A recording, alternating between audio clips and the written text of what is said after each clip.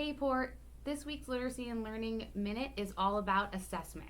We can think about assessment three ways, right? We can think about assessment as learning, assessment for learning, and assessment of learning.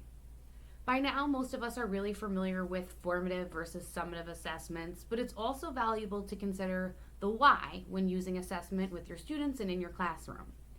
As, for, and of are three words to contemplate when designing your next assessment activity. So let's start with assessment as learning.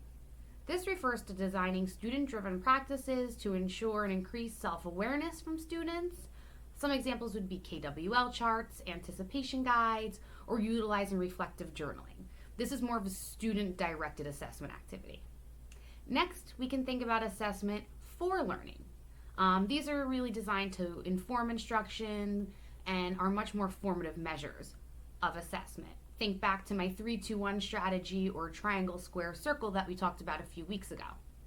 And then finally, we can think about assessment of learning. These are our summative measures, usually captured at the end of a unit, and measures how well students work to meet an objective. Think about culminating projects, student developed portfolios, and common assessments. So the next time you hear the word assessment, pause and think about, is this assessment for learning, assessment of learning, or assessment as learning?